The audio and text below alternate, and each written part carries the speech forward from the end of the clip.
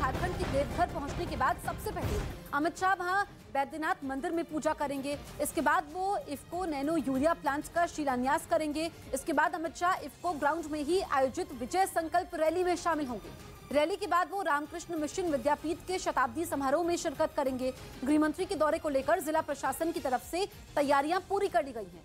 मंदिर को सजाया गया है, तो वहीं मंदिर के आसपास काफी तादाद में पुलिस वालों को तैनात किया गया है।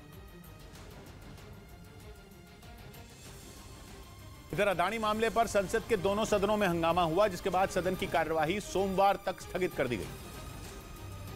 क्योंकि अदानी ग्रुप पर आई हिंडनबर्ग रिसर्च की रिपोर्ट पर विपक्ष ने संसद में खूब हंगामा किया। विपक्ष ने संसद के दोनों सदनों में नारेबाजी की और इस मामले पर जेपीसी बनाने की मांग की।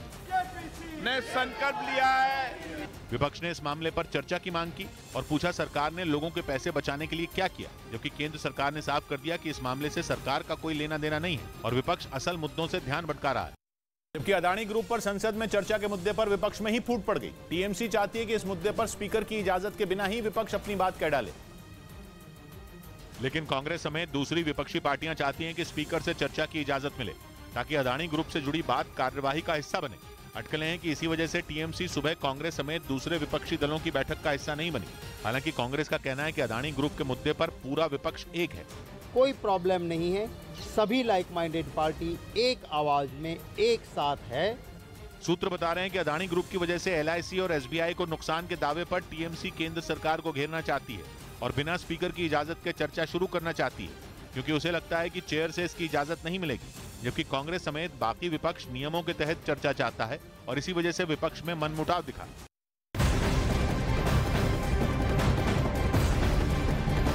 बड़ी खबर महाराष्ट्र के नवी मुंबई से आ रही है। वहां एक कूड़ा घर में भीषण आग लगी। कूड़ा घर में ये आग कैसे लगी इसका पता नहीं चल पाया है, लेकिन कुछ ही देर में ये काफी बड़े इलाके में फैल गई। आग लगने की जानकारी मिलते ही दमकल की 7 गाड़ियां मौके पर पहुंची और आग बुझाने के काम में जुट गई।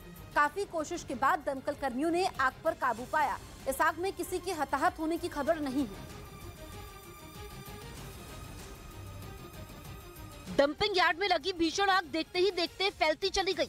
आग इतनी भयंकर थी कि दूर से ही लपटे और धुएं का गुबार उठता नजर आया। आग की वजह से आसपास के इलाकों में हड़कंप मच गया। बताया गया कि शाम 7:30 बजे आग लगी थी, जिसकी जानकारी मिलते ही दमकल की गाड़ियों को तुरंत मौके पर रवाना किया गया, लेकिन इस बीच पूरा डंपिंग यार्ड आग की चपेट में आ गया। आनंद फानन में फायर ब्रिगेड की 7 गाड़ियां पहुंची और घंटों की कड़ी मशक्कत के बाद आग पर काबू पाया गया।